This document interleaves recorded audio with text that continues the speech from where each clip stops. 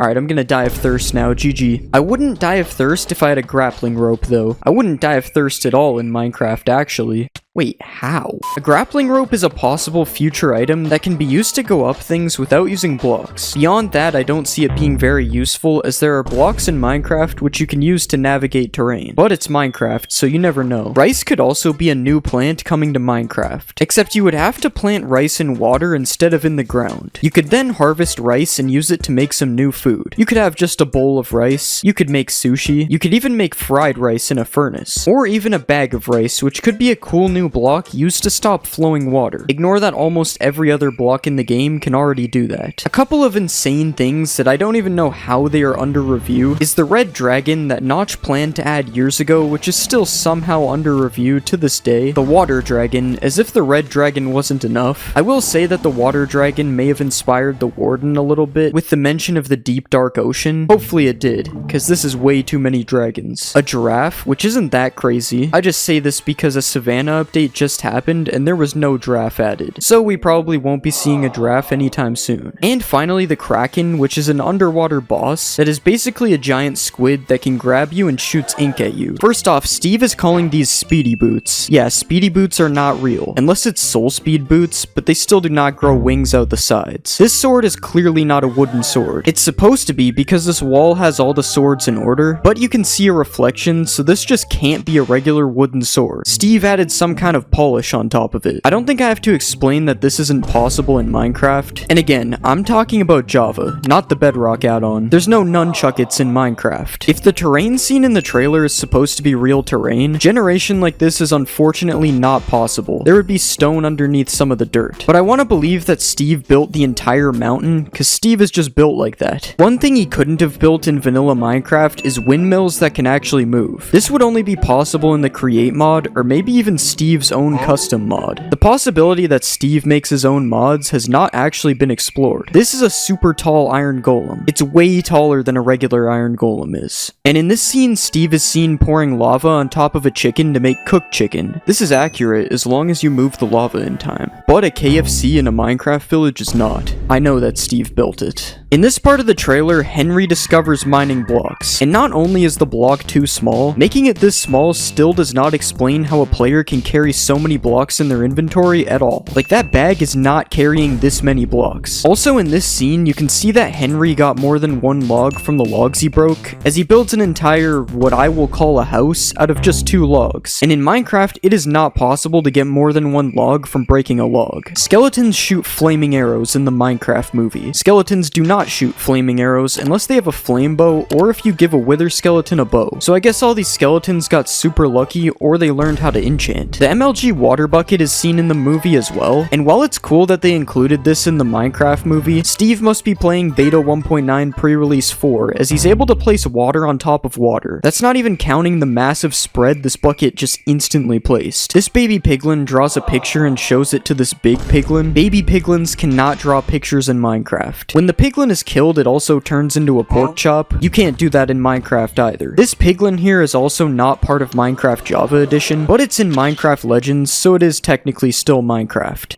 In this part of the movie, we can see piglins being carried by ghasts on some sort of gassed hot air balloon. I'm gonna give this to Mojang, as we will be able to ride gas soon, so it's close enough to being real. There's no drum block in Minecraft, though. Piglins surviving more than 20 seconds in the overworld is also not real. All these piglins should turn into zombie piglins. They also shouldn't be attacking innocent villagers. But out of all the piglin inaccuracies, this is the worst one. Piglins are wearing iron armor. They are literally known for loving gold. They even respect a little bit of gold on a player, unless they're a brute, and they are wearing iron armor in the movie. Somehow in this scene, when they are spawning all the iron golems, the Iron Golem King is seen in the middle of the golems towering over all of them. There is no Iron Golem King in Minecraft, unfortunately. Chicken jockey! Yes, this is a chicken jockey, but zombies don't come out of boxes in Minecraft. You'd have to use a dispenser. And no, zombies don't just fall on top of chickens to make a jockey. I also don't think illagers can go without attacking players, but I'll give it to them. Illagers could have an underground fight club. Seems real. This terrain is not Minecraft terrain, but it is pretty cool. I wish Minecraft looked like this. In this scene, Jack Black is building a dirt house. The dirt house is a staple in Minecraft, and I'm going to actually say that this is accurate to Minecraft. Everyone has built a dirt house before, but this pink house, on the other hand, it's got completely messed up portions. Bro is building on a completely different grid than regular Minecraft. He also summoned the pink house out of thin air, so Steve is using cheats in the Minecraft movie because there's no way to do this without commands. Piston door. There's about a 50% chance that that's an actual line said by Jack Black in the movie. Anyways, a secret piston door is cool to feature in the movie, but making sure the pistons are facing the right way really isn't something that should be looked over. This is an illegal piston door. Another thing that Steve does here that is illegal is he uses a torch for light without placing it down, but I'm gonna give it to them again because you could argue that the movie is running a shader pack, the most realistic shader pack ever created. In the Minecraft movie, wolves howl at the moon while the moon is moving sideways. In Minecraft, the moon doesn't move sideways, and wolves don't howl at the moon. I honestly couldn't tell you what's happening in this scene. It looks like the piglins are trying to summon a portal to the real world. I'm going to say that this is not in Minecraft right now. Maybe the piglins will be able to make a portal through to the real world soon. In Minecraft, an enchantment table looks like this. In the Minecraft movie, this might be an enchantment table, or it's just a chest with red in it. You could argue that the potato launcher is in Minecraft because it's in the Bedrock add-on, but again, this video is about Java.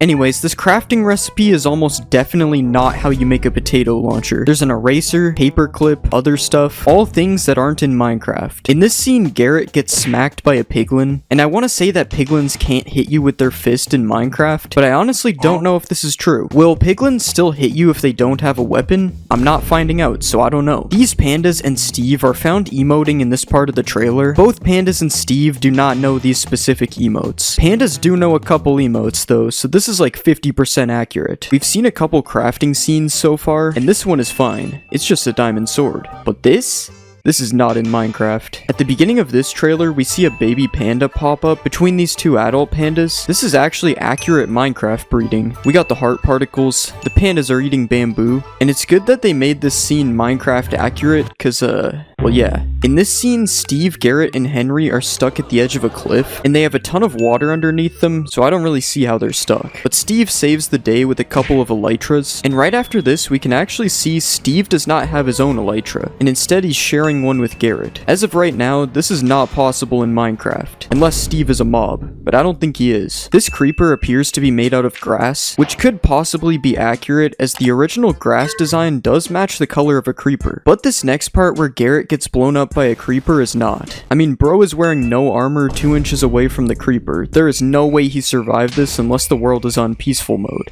Right here we can see a half-broken elytra wing, which isn't a thing in Minecraft. I'd also like to say that pandas can't stack on top of each other like this, but I think it's cool for the movie. In this scene, Garrett is seen talking to a pink sheep, and this is obviously not possible in Minecraft. There's no sheep whispering in the game. Also, the flowers behind him don't really look like real Minecraft flowers, as well as the trees, but the trees look way better than these flowers. I mean, these flowers are not in the game. It's not possible to find a ruined portal that looks like this, but Jack Black saying "Flint and Steel" completely makes up for the portal being weird. Forgot to mention this earlier, ghasts also don't attack villagers, just like piglins. Piglins are not able to carry TNT or torches, and there is a broken fence block on the side here, which is not a thing in the game. I just want you to look at this massive nether portal. I'm not saying that this isn't possible in the game, because I don't know exactly how many blocks it is, but I just think it's super cool. Like, imagine if giant portals like this could actually spawn in the game. In this video, we are going to be looking at a bunch of different satisfying experiments that you can do in Minecraft. Starting with this single warden who really wants to kill me, but he can't, so he does this. Which is cool and all, but it isn't satisfying. So what will happen if I spawn 100 wardens and have them do the same thing? Oh my god, I'm pretty sure I went so high that it bounced me. And sure, that was satisfying, but not as satisfying as cutting down bamboo in this bamboo-only world, which I actually can't stop doing. And what's even more insane is watching this from above, just like covering the entire world in Skulk, which you can do with the help of a couple million Ravagers and a Skulk Catalyst. And now we wait as the entire world turns into Skulk. Wait, I wonder what would happen if I added even more of these. Okay, I think I broke it. There's a literal Ravager fountain coming from the sky. Oh my god. This is a chest full of random materials, which if placed a bunch of times like this, you can break all the chests and watch all the items fall out, which looks pretty nice. But the best part of this isn't the items falling, it's picking them up, which sounds super satisfying. I could literally do this for hours. Something else you can do is place a bunch of shulkers full of netherite above a lava pool, and then when you break them, this happens. And if you use a command block to place an infinite block like this, and then you use another command block to give yourself a 1 durability pickaxe every tick, you can infinitely break pickaxes, which makes this very satisfying sound. Uh-oh, I think I'm sick. I'm throwing up pickaxes. This is working quicksand in Minecraft, which can be made using this secret formula. First, you place some soul sand on the bottom, then you place some water above, and then you place some cobwebs on top of all that, and after that, you need to just place some sand on top that's ready to be dropped in. And now you can drop the sand and watch it all fall into place, which is pretty satisfying. After that, you have a working quicksand that you can't escape, but that's not the most satisfying part. If you remove the cobwebs like this, and then drop some more sand on the top, you can make this really cool bubbling effect, which looks like it doesn't even belong in the game. This effect can also be used in a square like this, which looks pretty nice, especially when all the sand and gravel breaks at the end. Or you can drop a line of sand and gravel like this, which kind of looks like a worm when it first drops. Another thing I found that looks pretty cool is this concrete powder turning to concrete like this, and I also tried it in a line, which looks pretty nice as well. This is a village that has a massive amount of dripstone above it, which is already kind of cool to look at, and I'm going to be dropping the dripstone on the village using this machine here. Oh my god, I think my PC is going to explode. Hopefully it looks good on replay, because I literally can't see anything. Okay, somehow we actually had a couple of survivors this time, but I'm going to add a layer of anvils, sand, and gravel to drop on the village as well. And now let's spawn Timothy. Hopefully he survives. Okay, first let's drop the anvils. That was much less laggy. Now let's add some sand. It's looking like Bikini Bottom down there. And finally the gravel.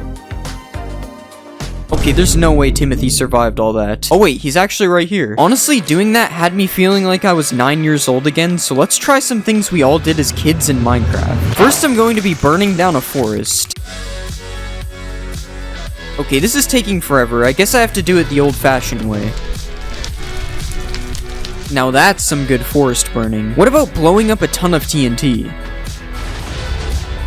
I think this was a mistake. If you make a box like this, and then place a repeating command block to spawn zombies, you can make an infinitely dying zombie. That's not what I meant to do. What you can actually do is spawn a bunch of zombies inside of the box, and then you can kill them all with a sweeping edge 100 sword, and it's honestly pretty satisfying. I wonder what happens if we make the box even bigger. Okay, that was so much better. Another satisfying way to kill a bunch of mobs is with a piercing crossbow. But this crossbow isn't gonna cut it. It only killed 4 of them. We need a max piercing crossbow. Alright, and let's kill the villagers in 3, 2, 1... Okay, it didn't reach the end, but we'll just pretend it did. What happens if you break these plants that go up to sky limit? It's literally raining twisted vines. Now let's do the cactus. Okay, that one actually looked kind of nice. What about the sugar cane? Whatever this thing is. And finally, bamboo. Bamboo definitely has my favorite sound out of these. But something that might sound better is a massive dripstone hitting the ground. Okay, let's just use this genius redstone timer to make sure we don't miss the sound. And now we fall all the way to the bottom. I like how it just gets faster the more that fall. Apparently, if you place a bunch of end crystals inside of each other, it looks really satisfying. But it doesn't seem to be working for me, so I guess we have to use a command block. I think we placed them on the wrong block, but it's definitely working. This thing actually looks so cool. I can't believe this is in Minecraft. Wait, I wonder what happens if we touch it. For this next one, let's build a giant cactus farm. And yeah, that's pretty much it. Just watching them pop up all over the place is really satisfying. Another satisfying thing we can do is place skulk sensors in a row like this, and then we can fill all the empty slots up with TNT. And now finally, if we drop an item on it, it makes this really cool pulsing effect. Oh yeah, I forgot it would all blow up. For this next experiment, we are going to need a massive pyramid, so let's build that. Okay, that literally took me almost 30 minutes and I didn't even finish it. But now what we can do is place water in the middle and watch it all flow down the pyramid. Was that worth the 30-minute wait? Probably not. We can also drain all the water as well, but it's definitely not as satisfying as watching it flow down the pyramid. Earlier, we dropped a bunch of anvils on a village, but I wonder what it would look like if we dropped it on a regular world. Okay, it kind of just started. I didn't mean for that to happen. But yeah, that was still pretty cool. Now let's take a break from experiments and check out some of the most satisfying maps in Minecraft. These are 7 colored rings made by Bosca Winks, and when you fly through them one after another, it's actually really cool to look at. Just like this massive spiral made by Amy Oak, which looks especially cool if you fly through it with an elytra like this. This is an island in the shape of a Mobius strip that was also made by Amy Oak, which I honestly have no idea how it works, but it's definitely really satisfying to look at. And another thing that I don't understand is this Penrose triangle made by Aliscata, which also looks really cool from far away. Wait, I wonder what will happen if I turn it to sand.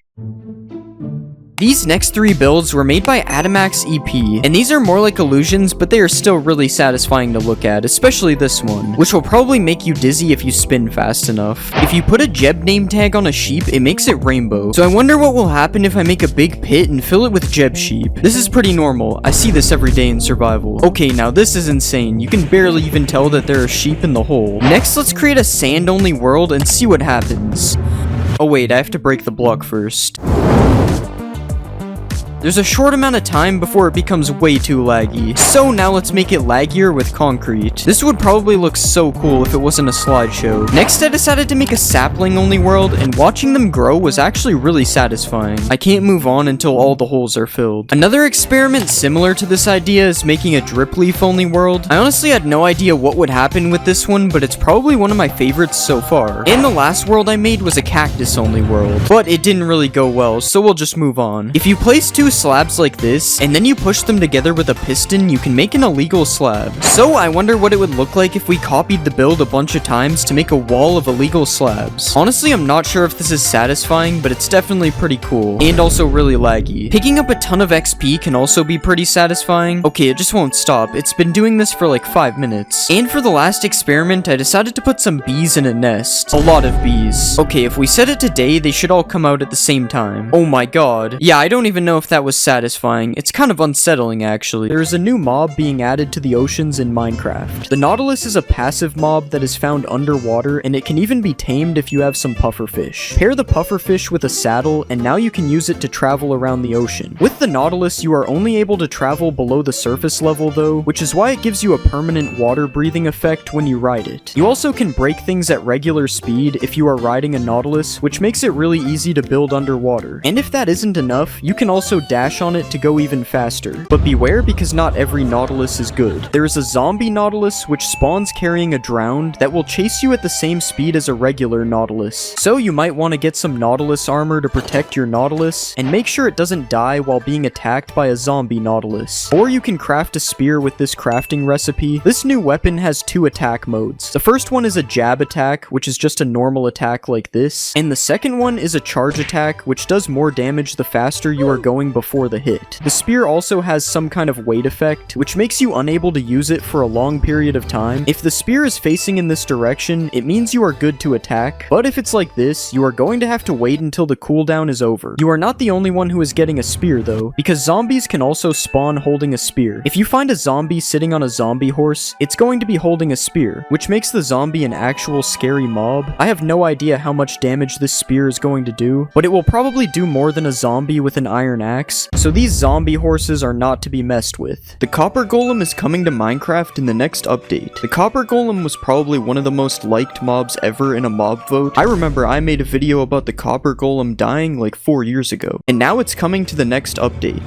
Crafted by placing a carved pumpkin on top of 1 block of copper, the copper golem is kind of an automatic item sorter. It takes items from copper chests, which is a new block getting added to the game, and moves them to either empty chests or chests with the same type of item. You get a copper chest immediately after spawning a copper golem, or you can craft a copper chest using this recipe. Copper golems can be spawned with each oxidation state, but I am unsure if they oxidize over time. Maybe you're gonna have to wax your copper golem in order to keep it from growing old and getting dementia. But that's all I know about the copper golem right now, because I'm not going into bedrock. But that's not the only copper things that are coming to the next update, because copper armor and tools are going to be added as well. Copper tools are between the strength of stone and iron, and they are being added to the game because it's easier to find copper than iron, so it will be helpful in the early player journey. That's what Mojang said. Honestly, this looks kind of like a modded item right now. I can't really see it being added to the game, but now we are one step closer to emerald armor being added. It would be cool if the armor had some kind of extra functionality, like turning you into a human lightning rod and making you get struck by lightning all the time.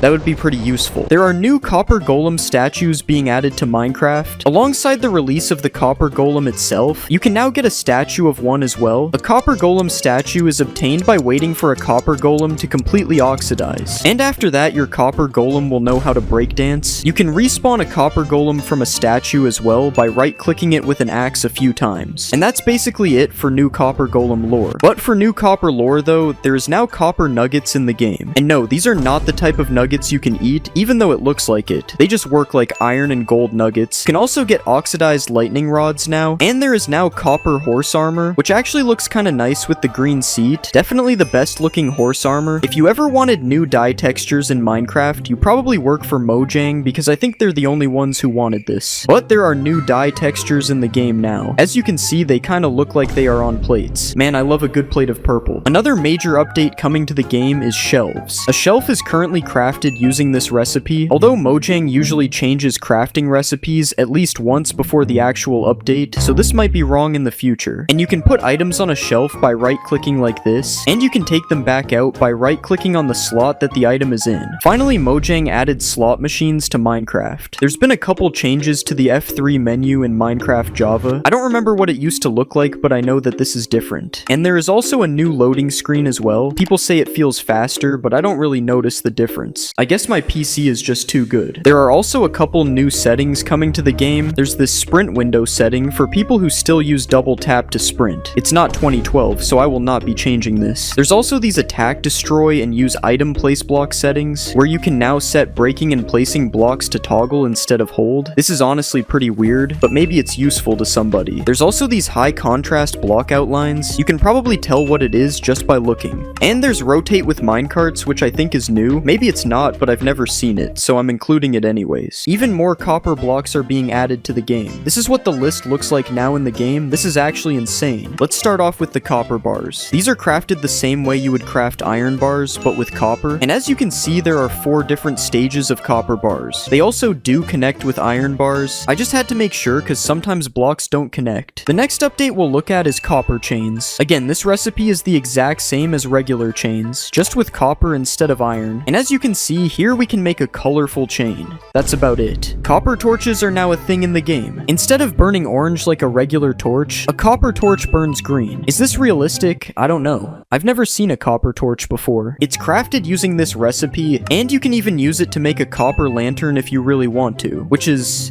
well, you guessed it. A lantern made out of copper. And just like every other copper block, there is 4 variants. But I think the last one is by far the best looking one. The oxidation blends in perfectly with the light. It seems that Mojang is just making a copper version of everything that is iron. But what I really think needs to come in the next snapshot is green fire on top of copper blocks. With the copper torch being green, I think this would be very cool, just like soul fire on top of soul sand. Okay, real quick, this isn't really a fact, but Mojang made changes to how toggle sprint and sneak work in this snapshot, and it is terrible. Every time I leave my inventory, I have to press sprint again, and now it makes you stop crouching when you open your inventory with toggle sneak. Mojang is claiming these things were a bug, even though this is how the game has worked since 2019, so if you hate this change, make sure to protest it or something, because we know that Mojang actually does listen, and will probably change it back if enough people hate it. Minecraft Snapshot 25W33A is here, and in this snapshot, it is now possible to decorate your copper golem, but only if you are an iron golem. Iron golems are now able to plant a flower on top of a nearby copper golem. It's just like when an iron golem gives a villager a flower, except the flower actually becomes a part of the copper golem. You can remove the flower from the golem using shears, and it gets dropped if a copper golem turns into a statue, but they really should make it stay on top of the golem when it's a statue, and give the option to plant a flower on top of a golem yourself, because if an iron golem can do it, why can't I? There are now chat drafts in Minecraft. If you are typing out a really long message and then your chat gets randomly closed, you can open it up again and the message will still be there. It's a good thing that stayed. Wouldn't want to type that whole message out again. The end has different lighting now. You may not notice it right away, but did you see that? The colors of everything just changed. There is supposed to be flashes of light in the sky to go along with this, but I can't see them. Okay, you actually just have to leave the main island to see the flashes in the sky. So this is what it's supposed to look like.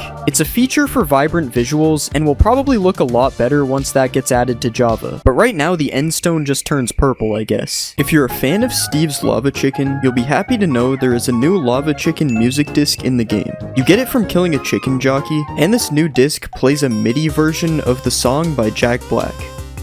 There is also a brand new 3x3 painting coming to this update as well. It's a picture of Dennis from the Minecraft movie. So I guess this makes 1.21.7 the Minecraft movie update. There is a new title screen. This happens every time there is an update. There is dripstone that shouldn't be there though. How did it get here? There's a secret dried ghast as well. What is a dried ghast? That's my best attempt at yelling. A dried ghast is a secret block found near the ancient remnants of happy ghasts, which got lost in the nether. It is very rare as these remnants aren't seen very frequently. And you can also just craft it. With this recipe, put it down, add some water, and in about 20 minutes, you have a bunch of foam dinosaurs. You actually just have a ghastling, which is cool, because the ghastling can grow up if you feed it snowballs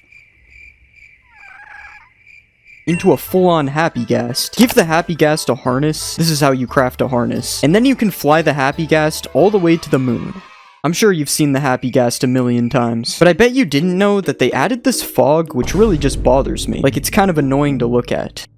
It's just like, not really foggy. It's kinda hazy. And definitely don't let me see what it looks like when it's raining. Other news about the sky. If you aren't like me and you play with clouds on, there is a new setting to change the cloud distance in video settings. This looks kinda cool, but I think it's a little bit too far personally. And this looks horrible. This is like balding and not shaving the last hair off. But you can also teleport yourself to these coordinates when you first make a world in Java Edition, and absolutely nothing is different with the clouds. I just wanted to show another angle. Whatever happened to vibrant visuals? I ask as I open up Minecraft Java Edition. It's not available on Java yet, so I'm venturing into Bedrock mode to do a vibrant visuals review. Welcome to Minecraft Vibrant Visuals. Why does it dox my whole PC in the top of the screen? Honestly, this looks really cool. The water, it's very visible through the water. There are a couple of places I want to go in Vibrant Visuals. How are cheats not enabled in Creative? The desert is supposed to be really yellow. Yeah, this is super yellow. It's like that Dude, what is this? Why does it feel so bright? I literally can't see anything. The end is also supposed to be pretty cool. Oh yeah, we got the purple skies, and this is nice. Apparently there's also an end storm. Okay, maybe I'm a moron and don't know what that means. Okay, I really don't know. Whoa. I don't really know what an end storm is. The lighting keeps changing, so maybe that's it. Anyways, that's enough bedrock for me. The end storms, this stuff's not for me if you couldn't tell. Did you know that leads are bigger now? If you play Bedrock Edition, you don't know what I'm talking about. But the thickness of leads has been changed in this update on Java. That's pretty much it. Or so you would think. With leads, you can now leash a mob to another mob. You can take a lead off of a fence like this. You are able to shear a lead off of a mob. And you can attach boats to ghasts to make cargo systems. Somehow people are making trains with this. This is where people are taking their engineering degrees in 2025. I want you to think about the craziest update in Minecraft ever. Something super game-changing that absolutely would never get added to the game. If you are thinking about a crafting recipe for saddles, you are insane. Mojang would never add that. Yeah, they did. You can craft saddles now, and I'm interested in why they didn't just do 5 leather like this. I feel like the universal saddle recipe in everyone's head was this. Why did they make it with only 3? Anyways, they also replaced saddles with 1 to 5 leather inside of treasure loot, which makes no sense. Honestly, why didn't they just keep the saddles? Just because it's craftable doesn't mean it shouldn't be in the chest. Crafting recipe isn't the only thing that got a new saddle though, as you can also now craft leads without the slime ball. This one goes hard, I'm not gonna lie. I don't even know how to find slimes. Is something somebody who doesn't know how to find slimes would say. That isn't me though. Very cool news. There is a new achievement for placing a creaking heart. It says I am a heart transplanter. I'm taking this thing to my local hospital and applying for a job right now. And if my local hospital was a player, I would be able to find it super easily with the new locator bar. Assuming the hospital isn't crouching obviously, because I would hide it on the locator bar. It also would be hidden by wearing a mob head and from wearing a carved pumpkin. If you don't want people finding the hospital with ease in your Minecraft server, you can just turn off the locator bar with this game rule. I think waypoints that aren't players also show up on this bar. I could be wrong though, and I probably didn't check if I am. Okay, this next update is big news. The play sound command no longer plays in every dimension. I don't know who needed to hear that, but there you go. Another sound update is this new music disc. It is ghast sounds made into music. The ghasts low-key went crazy on this. Another banger from Nether Records. Actually, it's an Overworld song because it's happy gas sounds, I think. Is anyone else super annoyed by the fog? Okay, I can't really keep hating on the fog. Maybe we have to look at it from the fog's perspective, which we can now do with the new camera distance attribute. It's kind of like the Roblox camera where you can go super far out or super close. This is so strange. This should not be possible. I like the zoom out mode better. It's kind of like I'm watching a replay. There's a couple more new commands. There's the /waypoint command, which you can use to list waypoints in your world. You can also modify waypoints. Like right here, you can change the color, or you can change the style. I don't know what style is. What is a waypoint style? What did I just do? Another new command coming to the game that's actually kind of cool is the /dialogue command. You can use it to show custom UI menus to players. Right now, this is what we have in the game. There's custom options, quick actions, and server links. Obviously, you are meant to modify these yourself. Those are just examples. When you click the caution button, you get this message. And it even has a save and quit option if you somehow get trapped in an infinite dialogue scam. W Mojang for saving people's information. People definitely won't still click the links anyways. Here are some extra happy ghast facts. When spawned, a ghastling will try to follow a player or an adult non-aquatic passive mob within a 16-block radius of it. A ghastling takes about 20 minutes to turn into a happy ghast if the process isn't sped up with snowballs. Happy ghasts cannot be bred and are only spawned through adding water to dry ghasts. Happy ghasts slowly regenerate health, and they regen faster during rain or when they are flying at the same height as clouds. There is a new achievement called Stay Hydrated for when a dried ghast is placed into water. Apparently the ghast has a new texture, so I've been looking at ghasts the whole video and I haven't noticed anything, but I'll try to find a ghast from an older version and put a side-by-side comparison. I thought this one was fake, but after seeing the old ghast, it is true. The new one is more HD to match the smile on the happy ghast. Can I attach a mob to a happy ghast? Okay, we'll attach the pig and... Okay, never mind, the pig's not there. That doesn't work either. Okay, I finally got the pig to attach, so this one's true. The happy ghast is able to carry mobs. And just like in the Minecraft movie, you are able to do this with boats. It's just like how the ghasts carry piglins in the movie. So logically, I have to try attaching a boat to a regular ghast. Alright, let's bring it over to the ghast. Nah, you can't attach it to the ghast. I mean, if you count me as a ghast, it does work though. We've seen a happy ghast make multiple mobs fly, but can it make a player fly? Okay, I'm attached. Wait, I swear I just moved. I'm kind of getting pulled. Okay, so if I take my happy ghast all the way up here, okay, I'm up high, it should pull me now. Now it's just doing nothing, bro. I swear it worked. I don't know, I'm like 90% sure it worked. I'm gonna have to say that one was half true. If you missed Minecraft Live, ghasts have been turned into blocks, and it's kind of like marshmallows. You can't eat them, but you can add water to them in the overworld, and now we have a smiling ghast, and soon this smiling ghast turns into a ghastling, which is alive and flies around, and when you feed the ghastling a billion snowballs, it turns into a happy ghast. Kind of the same concept as human evolution. Next, you can craft a harness using this recipe, and if you right-click a happy ghast with this harness, it turns the ghast into a blimp, which means you can now ride a ghast. After seeing this, I could not believe it's real. Why does the ghast need these pilot goggles? This design is insane. Anyways, you can have 4 people on a ghast at a time, and you can use the ghast to basically get creative mode building and survival, which is way better than the previous method for this. 1.22 is also going to feature a player locator bar in multiplayer, and for some reason this bar currently just flat out replaces the XP bar, but yeah, it's basically a compass on your hotbar that can be used to locate other players in your world without their consent. And if you see one of these in your single player world, do not interact with it. Next up, you will not believe it, but Minecraft is finally adding shaders to the game. Vibrant Visuals is essentially a shader pack in vanilla Minecraft, which is really cool though, because it's a shader pack in vanilla Minecraft. They finally added shaders to the game. This is Minecraft 2. A couple interesting things are these pixelated shadows, which is different to most shader packs that just have blurred edges on the shadows, and also this water, which I'm not gonna lie, kinda looks like Lego, so I don't know if I'm a fan of that. At the bottom of this, it says captured on a high-end PC. So rest in peace to anybody who's playing on an old laptop, or a tea kettle, or the Las Vegas Sphere. You're probably not going to be able to run this feature. The first feature that is actually playable right now in the newest version of Minecraft is fallen trees. Now you can find trees that have fallen down. Apparently this was already a thing in Bedrock, but this raises the question of how did the trees fall? Because when I break part of this tree, gravity does not exist. So who is making these trees fall? I imagine you've probably noticed that there's human feces all over the ground as well. This is leaf litter.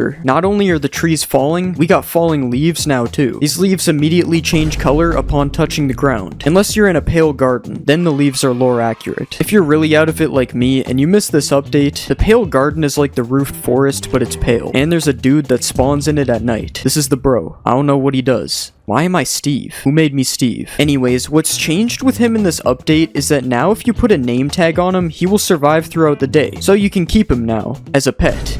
As you can see, there's no such thing as pig racism. The pigs got different variants now. Mojang must have finally listened to me and added these to the game. We got cold pigs, and we got warm pigs. The cold pig is rocking a pig fur coat, as you can see. Pretty tough. Then we got the warm pig with a stripe on his back. Butt naked. Quick intermission. I'm not a conspiracy theorist, but I swear the lighting looks different. Does anyone else think it looks different? Like, this is different, right?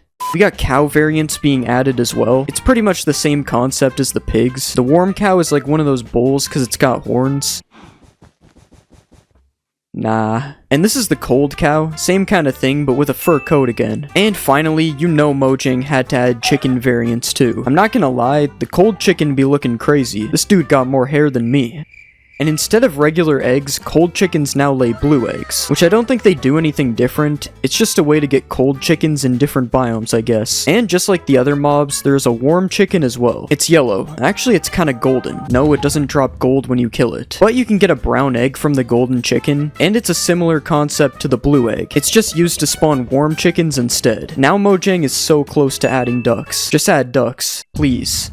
I have a couple things written down here from a month ago that have to do with sheep. New sheep, they're now upside down. Don't know what that means. I don't think it means anything. Sheep wool color changes based on the biome they are spawned in. So yeah, sheep are now color coded. I don't exactly know how this works, but it's on screen. As you can see, I was confused a month ago too. Sheep in deserts? Who the Fortnite spawn in sheep in deserts? But the most important change here is that the sheep's face now has wool on it. That's not what that's supposed to say. It's supposed to say that the sheep's face is now colored based on the color of the sheep's wool. You can also shear a sheep now, and the little wool spots left underneath are colored as well. That's all we have about sheep for now. The sheep man is in the next update. But now I'm going to share something interesting that I just found out myself. This might not even be a new feature. I don't know. But fish come in different sizes now. If you spawn a bunch of salmon, sometimes you get a big one and sometimes you get a small one. But if you kill them, you get the exact same amount of salmon no matter what size it is. This also works on cod. No, it doesn't. This also works on squids. There's baby squids now, which is awesome because, I mean, it's pretty cool. Not much to say about that.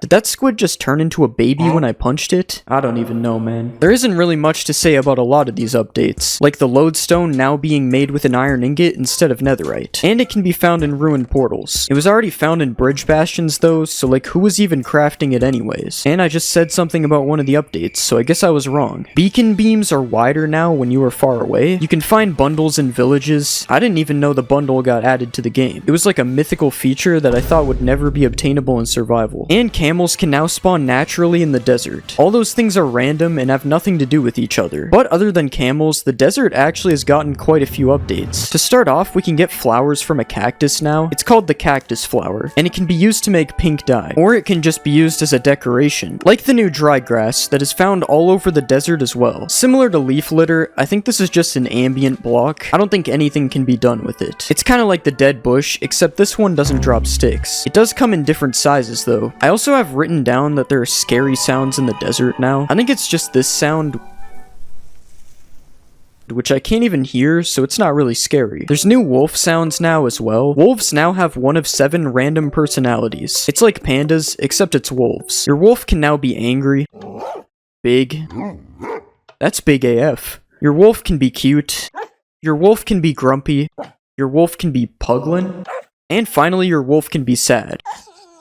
There's also still the regular old sounds as well. Big news for cows. Now they have an extruded nose instead of a flat nose. Same thing for mushrooms. Super big news. And you're also able to spawn them from these brand new cow-themed spawn eggs. Along with those eggs, every single spawn egg has been changed to match the mobs that they spawn. Some of my favorites here is the tadpole. That is not a tadpole. The villager. Kind of looks like Easter Island. And the hoglin. I mean, this isn't even an egg anymore. It's just a hoglin. There's also some new test blocks that are added in this update. We got the happy and sad test blocks. These look like a lot of people's skins. We got this one. It's got like a crosshair on it. This one, which has some kind of structure test inside of it. And this chat bubble one that does the same thing as all the other ones, except for the structure one. And what they do is, I really like that they can, it's super cool that they...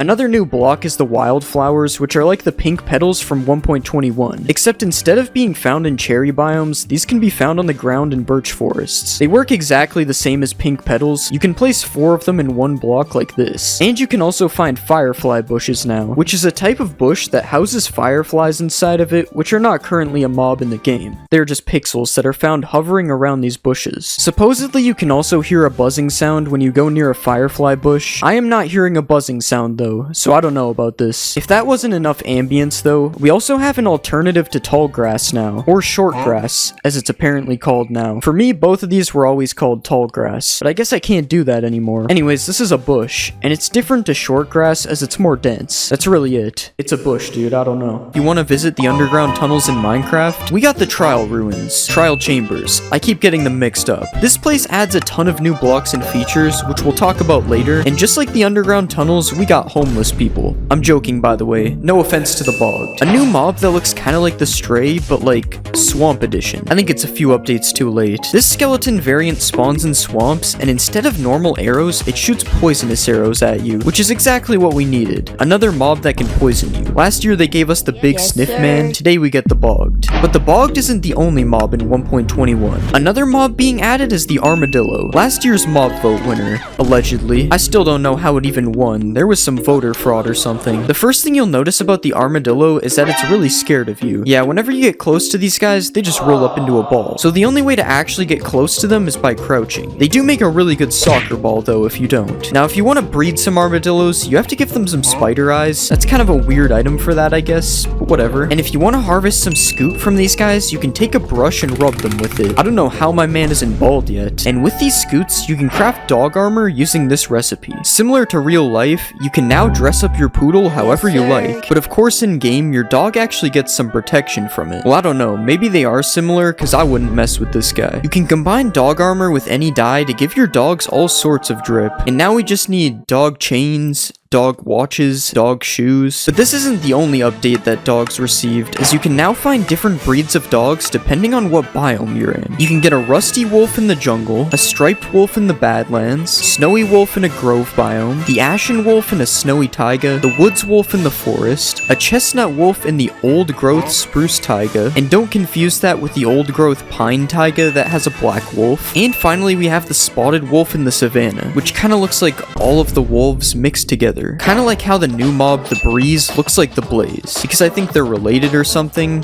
I don't know. They both drop rods when you kill them. But do you want to see something really stupid? Why aren't they both the same model in your hands? Anyways, the Breeze attacks you with some wind stuff, kind of like the Big Bad Wolf. And they are found in the trial chambers, you know, the structure from before. And if you put the Breeze rod into a crafting slot, you can get these wind charges, which allow you to do these really cool rocket jumps. Yay. Another thing you can do with a breeze rod is combine it with a heavy core, and when you do that, you get a mace. Not to be confused with the stuff you spray, the mace is the newest weapon in Minecraft. And at 7 attack damage, swinging as fast as a sword, this weapon is basically just a diamond sword. That is, until you find out that the maze does more damage if you fall and then hit something with it. You've probably seen people one-shotting the warden with it, but if you haven't, here you go.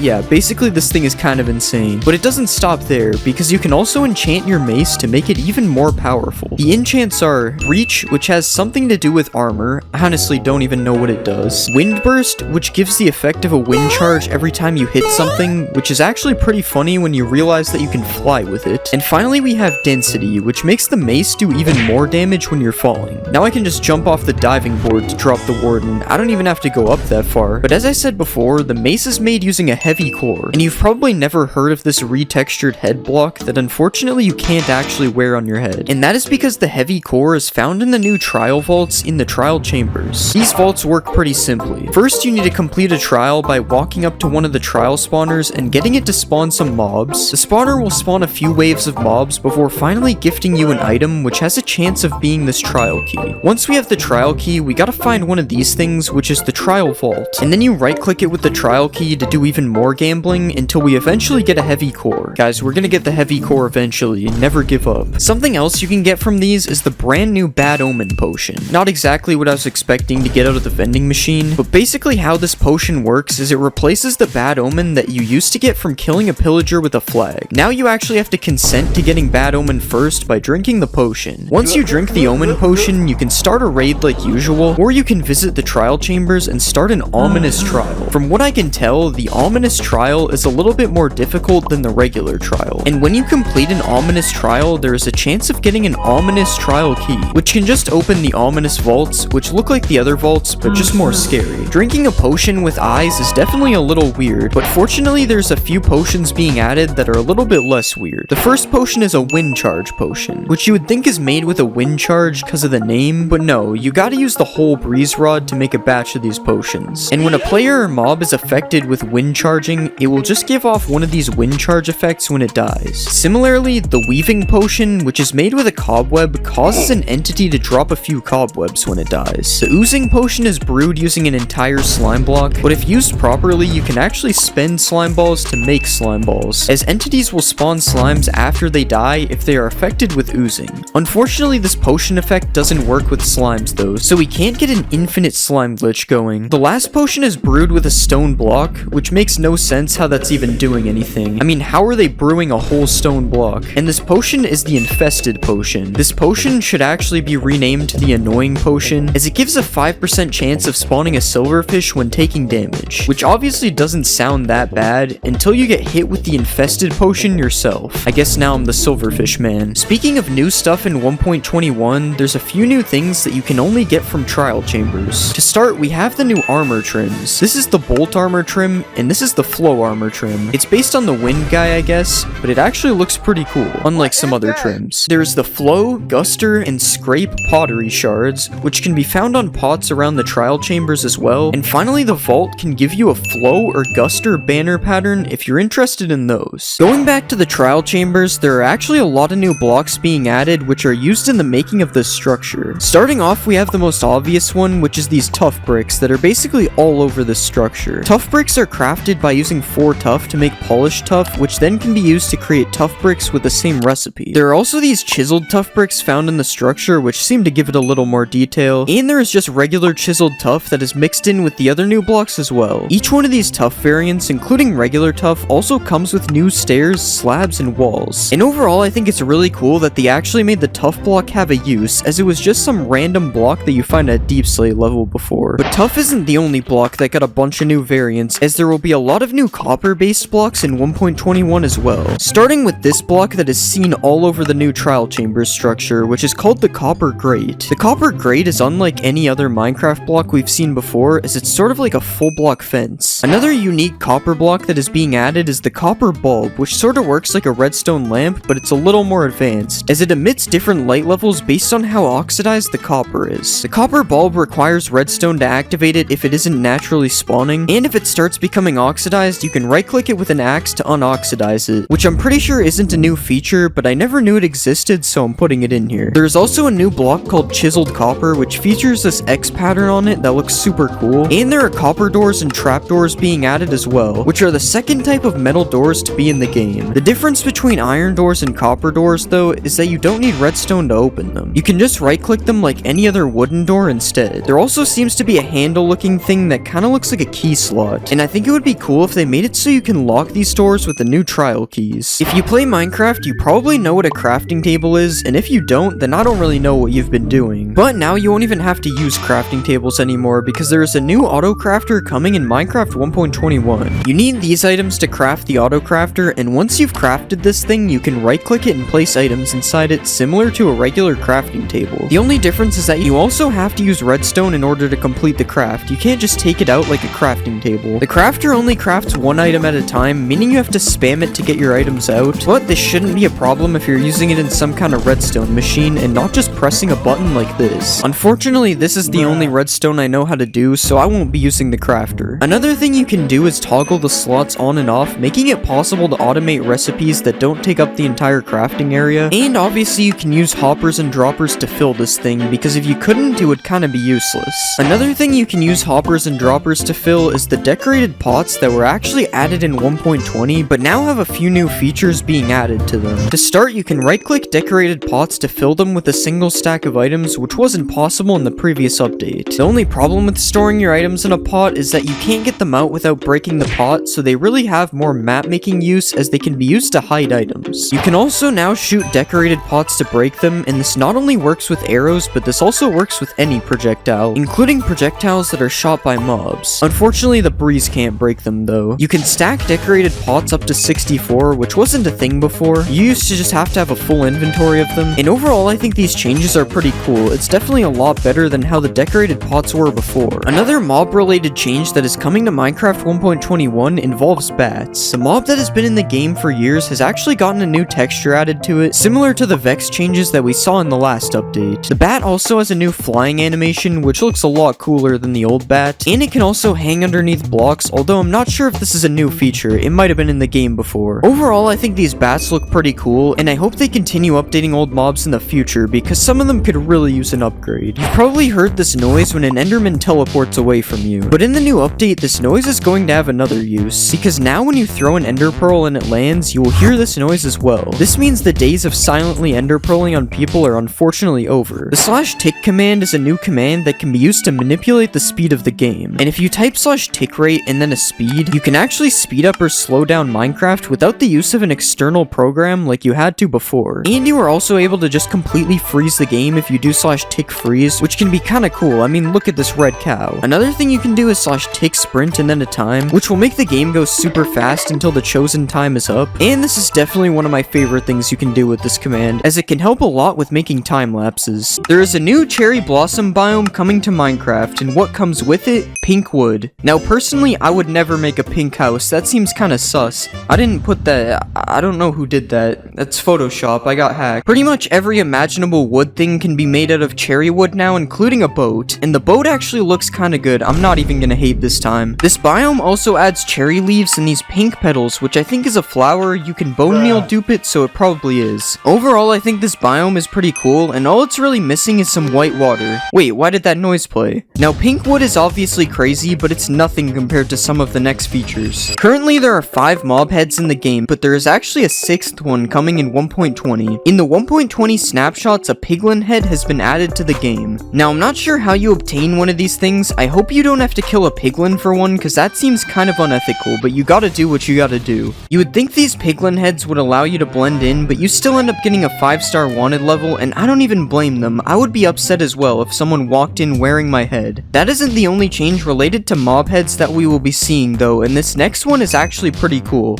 If you are familiar with how note blocks work, then you are not like me, but basically different blocks underneath equals different sounds. That's the simple way to put it. But now you can actually put a mob head on top of a note block, and it will make a sound that the mob would make, like this.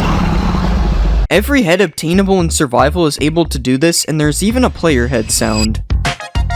I'm just kidding, I just wanted to do that, I don't know why. One of the biggest features in this update is the new archaeology feature, and in order to do the archaeology, you need to use a brush on some suspicious sand. You can't actually get anything from it unless you find it naturally, and suspicious sand is only found in desert wells and desert pyramids. Depending on the structure though, you can find some pretty crazy loot. In desert pyramids, you can find a pottery shard, TNT, gunpowder, emeralds, and even diamonds. And in a desert well, you can also find pottery shards and emeralds, but you can also find a brick, sticks, or suspicious stew. Unfortunately, you can't find any dinosaur bones in either of these. Something you can find in both of them though is a sniffer egg, but more on that later. There are 4 different pottery shards you can find, and if you do find pottery shards, it can be used to craft a decorated pot. But wait, what is a decorated pot? That's what I said when I read this. I don't even know if this is a new feature. Well, basically you can craft a regular pot like this, but if you want some cool caveman scribes on the side, you can simply switch out any or all of the bricks for a pottery shard like this. Then when you place the pot, instead of being lame and boring, you will have a very cool and unboring pot. The shard will only be on all 4 sides if you craft it like this though, allowing you to use all 4 shards if you're built like that to create a pot with a different image on each side. Now you're probably wondering what these pots are used for, and I'ma be real, I have no idea. Something I do know about though is the sniffer, Minecraft Live 2022's mob vote winner. The sniffer can be hatched from an egg which is found in suspicious sand, but it's not yet in the game, so I can't show you. But what I can show you is the crazy amount of animations this thing has. Like it can sniff, it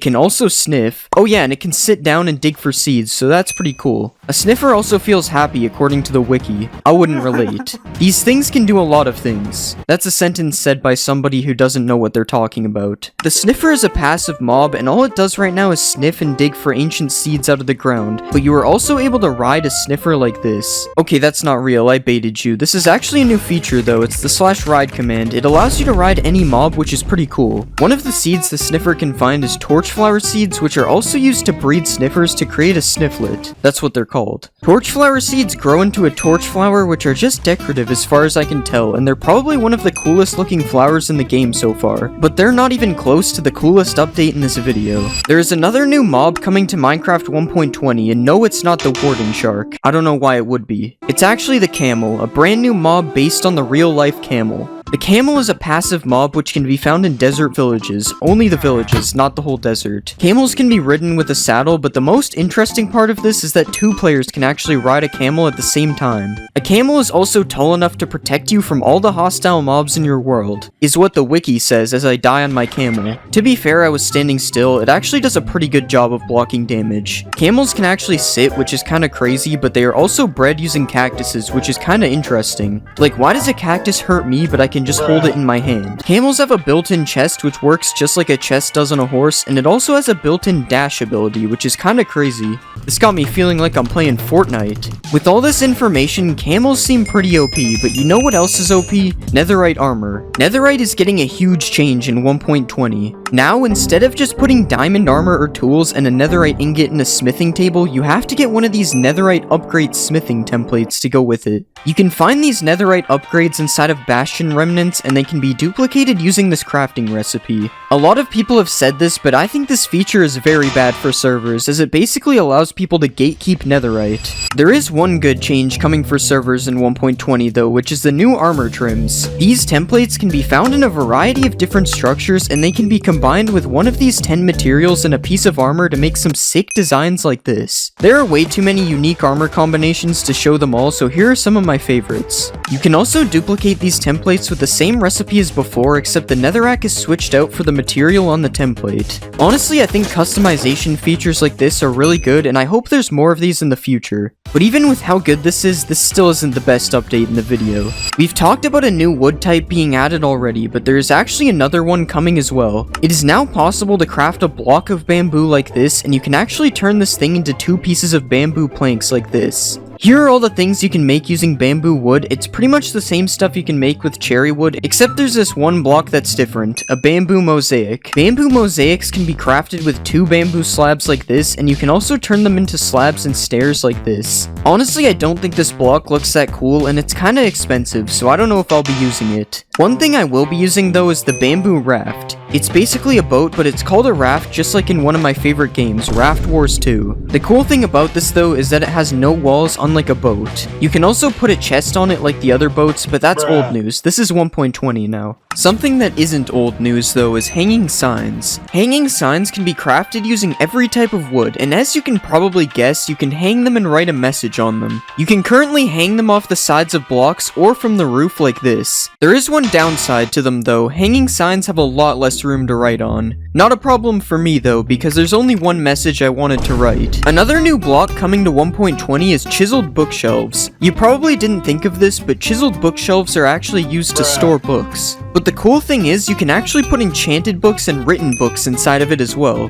Basically, there are 6 book slots, and each one can have a different book. This is pretty cool compared to normal bookshelves, which are basically only used for higher enchantments. The chiseled bookshelf is crafted like this, and can be used as fuel in furnaces to smelt 1.5 items. I don't know why you needed to know that, but the wiki felt like it needed to tell me, so I'm telling you. You can also use hoppers and droppers to fill and also remove books from these bookshelves, so you could actually create a pretty cool library using this. If you play a lot of creative mode, you might be happy or mad, I don't know which one you will be honestly, to see that the creative inventory sorting has been changed. The items and blocks are now sorted into these 10 categories. If you play creative, let me know if this is good or bad. Personally, I think it's an L. I'm struggling to find a lava bucket. You probably already know that suspicious sand is being added to the game, but there's actually another sus block being added as well. Minecraft 1.20 will be adding suspicious gravel, which makes sense because sand and gravel are the 2 original gravity blocks. We don't claim this, but the dragon egg is valid though.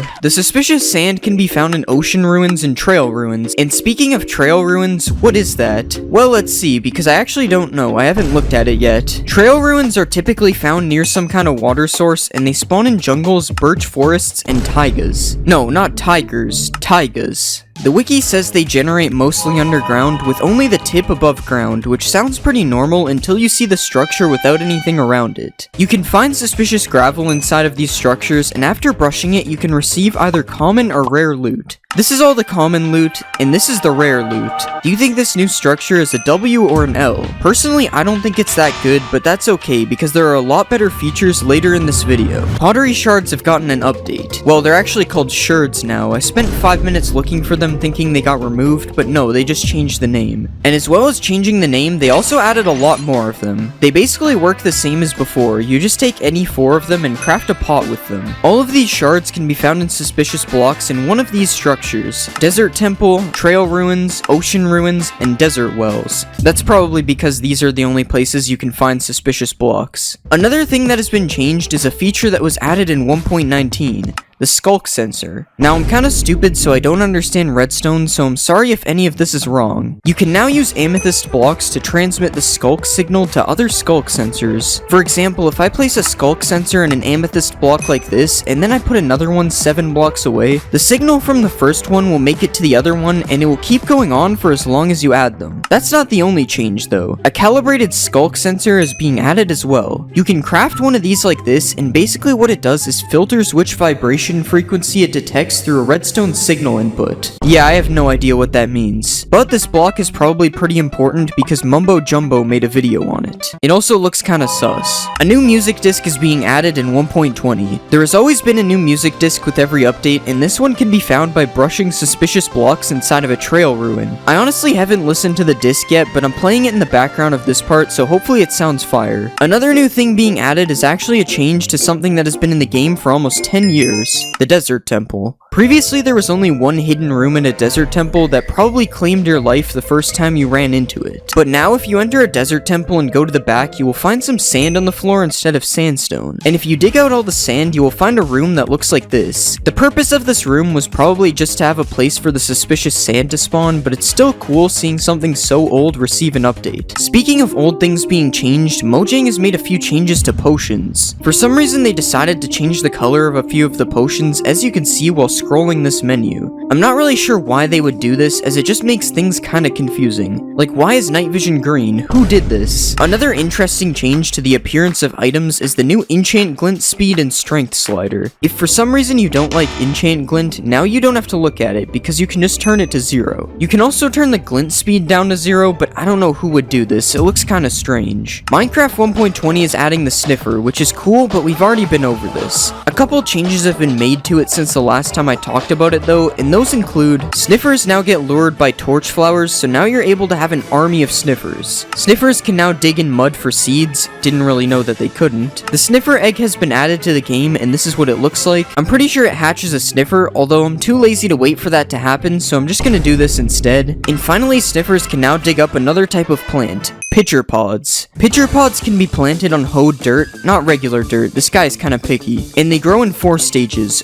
1, 2, 3, and 4. Once it grows up, you now have a pitcher plant, and as far as I know, it does nothing. It's just decorative. Oh wait, you can actually turn it into 2 cyan dye, but that's it. I'm gonna be honest, this one definitely looks better than the torch flower. But if I had to pick, I'd go with something like a poppy because these things look kinda crazy. There are even more armor trims being added to 1.20. The razor, sharp, host, and wayfinder armor trims can all be found inside of the new trail ruin structure. But none of these things compare to the new armor trim found in the deep dark. Upon opening one of the chests in an ancient city, there is a 1% chance of getting the new silence armor trim. Now you might be thinking that it's not worth going through the effort to get an armor trim that only has a 1% chance of spawning in the most dangerous structure in Minecraft, but upon looking at the armor trim applied onto a full set of armor, this one is definitely worth it. Just look at this design. You can't even tell I'm wearing iron armor. Here's a screenshot of every combination you can make with this armor trim. Even the diamond on diamond looks amazing. Another amazing feature is the new display entities. With a single command, you are able to place a floating block wherever you want in your world. And what's even cooler about this is you're able to change the size and the rotation, meaning you can do some pretty insane things with this. You are also able to spawn some giant floating items in your world, and if you really want to be creative, you can place floating text in the sky as well. You probably thought it would say subscribe, didn't you? Another cool thing you can do with text is editing signs. Previously, if you made a spelling mistake on a sign, you would have to break it and start over again. But now you can spell as many things wrong as you want because you can just right-click a sign and change the text without even having to break it. And that isn't the only cool change with signs though, and this one might be even cooler. Obviously, I just showed that you can right-click a sign and edit it, but if you right-click the other side of a sign, you are now able to write text on the back as well. So not only can you edit signs, but you can also write on both sides as well. Now all we're missing is the ability to draw things.